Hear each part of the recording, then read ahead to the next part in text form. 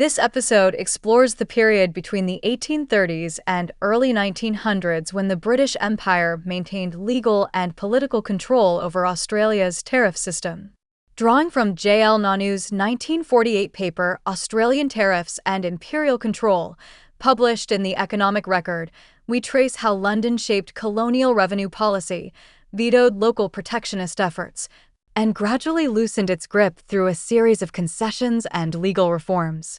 Tariffs weren't just financial tools, they were instruments of imperial strategy, shaping who got to grow and who stayed dependent. This episode unpacks that story in 9 questions. Tariff power: how Britain controlled Australia's trade policy, 1830 into the 1900s. Question: what were the origins of tariffs in Australia? In the 1830s, tariffs emerged out of necessity, not ideology. Governors like James Stirling in Western Australia introduced duties on spirits and tobacco to raise local revenue. These decisions were often made without formal instructions from London, relying instead on precedent and improvisation. By 1832, Stirling had formal authority to impose these duties through a legislative council, marking one of the earliest structured fiscal systems in the colony. Question: who truly controlled these tariffs, the colonies or the British Empire? Britain retained firm control. Even when local legislatures passed tariff laws, those laws had to be approved by the Colonial Office or the Queen in Council. Royal instructions often dictated allowable duties, and many proposed colonial tariffs were either revised, delayed, or disallowed entirely. The fiscal sovereignty of the colonies remained largely theoretical until the late 19th century. Question: were early Australian tariffs designed to protect local industries? No. British imperial policy discouraged protectionism. The goal was revenue, not industry support. When New South Wales tried to impose protective tariffs on flour and sugar in 1843, London disallowed the bill. Even in minor colonies like Western Australia, protective duties were struck down.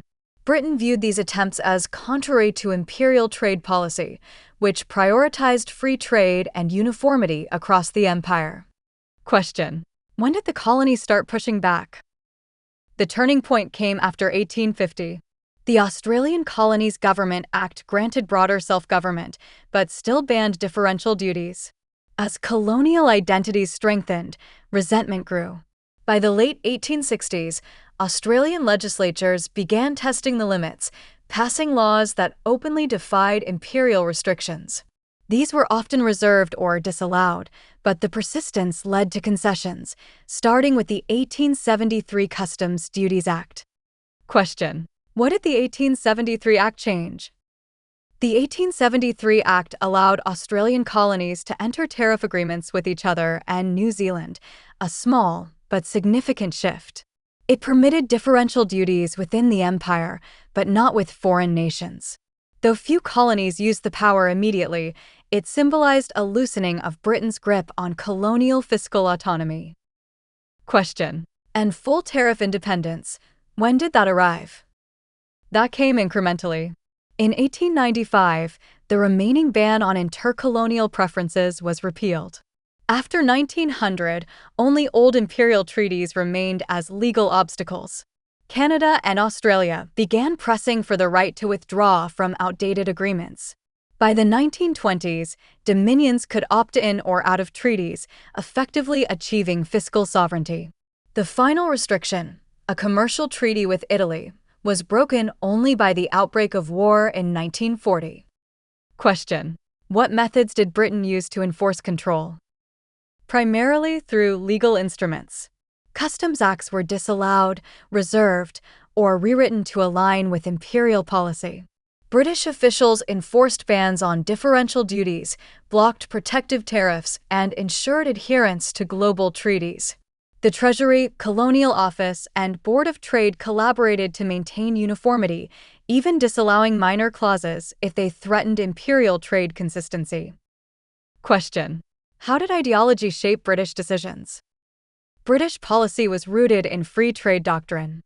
Leaders like Earl Grey saw protectionism as economically unsound and politically dangerous.